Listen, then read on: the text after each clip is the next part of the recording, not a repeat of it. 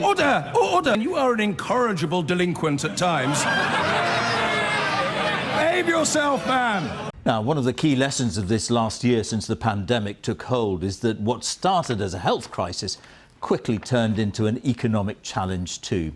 The signs are there, from record government borrowing to family finances stretched to the limit.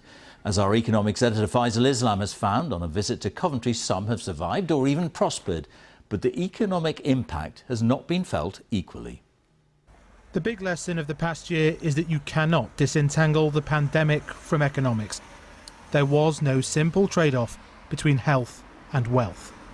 It turned out that the countries with the biggest first Covid waves had the biggest economic falls too, with the UK hit particularly hard. Coventry is a symbol of recovery from generational challenges. The pandemic recession was historic, but also unique in shape, a very sharp fall with a rapid rebound. That can be seen here at Sargenson's, a local metal forger in the car industry. Initially it was absolute bedlam and it just disappeared, and we had to completely close the business down.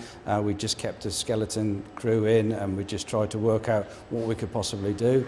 There's never been a recession like this, but nor has there ever been £300 billion of government support, limiting the rise in unemployment.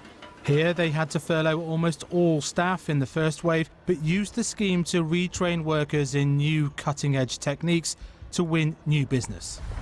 This is precisely the point of the support, to bridge over the steep valley of uncertainty, but it cost historic amounts of public money. It is only really world wars that set any type of precedent for the hits to the economy and the government's finances we've seen over this past year of pandemic and multiple lockdown. The recovery from it should be quicker, but the changes to our economy and our institutions could be as profound. Given the economic hit, what's been perhaps even more extraordinary is that jobs and wages have held up.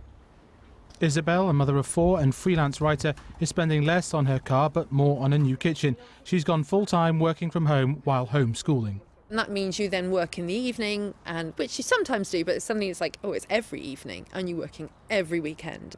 When you've got 5 extra people, particularly 4 children in your house all the time, suddenly there is so much more to do. There's no precedent for the amount of savings British households have deposited into bank accounts or paid off from their debts, reaching record levels during the first lockdown last year. That saving is far from equally distributed. The richest 4/5 of the population was managing to save up to £400 a month, more than normal, through the pandemic, an average of about £170. In contrast, the poorest 1/5 of the population had to eat into savings or borrow about the same amount per month. Around town, socially distant queues to get into banks, perhaps to put money in rather than take it out, as in the previous financial crisis. Elsewhere, things are far from back to normal. Most of these shops will reopen, some will not, because we've seen a generational shift in how we buy and consume that will change our high streets and our city centres forever. The rise in the proportion of online sales has been staggering. It took a decade to grow slowly from 10 to 20% of total sales. In just 12 months, that has jumped to 36%, change that would have taken a decade and a half in just 1 year. So as the tide goes out on the support, the pandemic aftermath will see enduring changes to the way we work, spend and live. Faisal Islam, BBC News in Coventry.